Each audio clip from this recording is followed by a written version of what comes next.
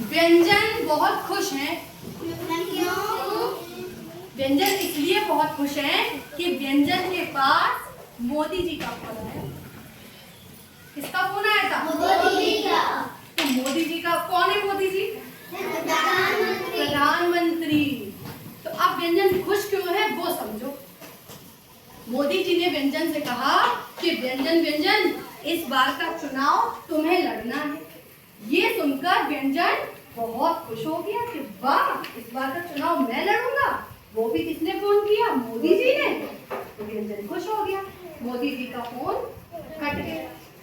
लेकिन उसके बाद व्यंजन ने सोचा कि मैं चुनाव कैसे लड़ूंगा। ना तो मेरे पास कोई सहारे के लिए लाठी है, ना ही मेरे पास छाता है लगाने के लिए, ना ही मेरे पास पैरों में पहनने के लिए जूते, और ना ही कोई सिर पे पहनने के लिए मुकुट है।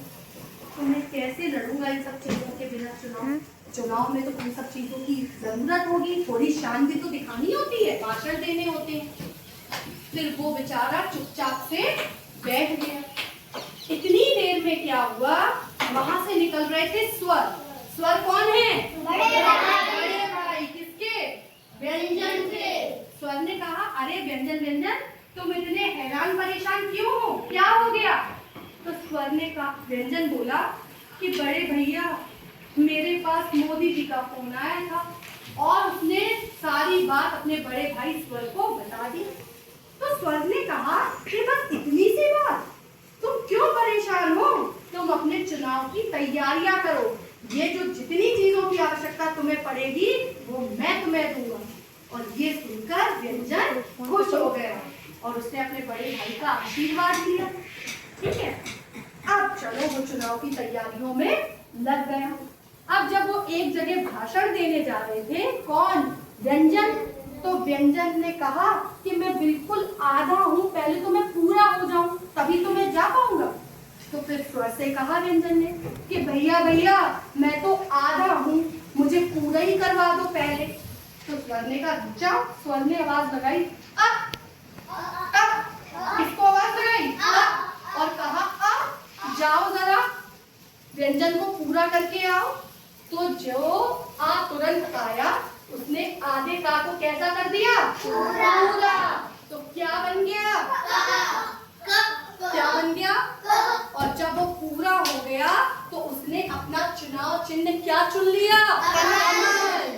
ठीक है, तो अब का व्यंजन का जो चुनाव चिन्ह था वो क्या हो गया? कमल।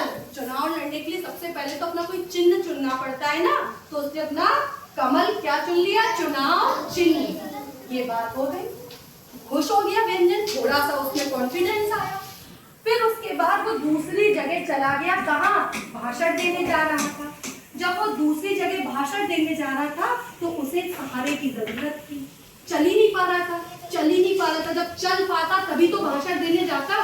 फिर उसने फिर किसे आवाज लगाई? अपने बड़े भाई को कि अरे स्वर भैया मुझे जरा आप अपनी लाठी दिलवा दीजिए। तो मुझे किसकी जरूरत है? लाठी की। फिर उसके बाद उसने आवाज लगाई किसको? आपको। किसको आवाज लगाई? आपको। और उसने आ से कहा कि आप जरा जाओ मेरे छोटे भाई व्यंजन का को जरा लाठी देकर आओ। तो जब ये जो का है इसके संग आ गया। क्या आ गया? और उसको किसका सहारा मिल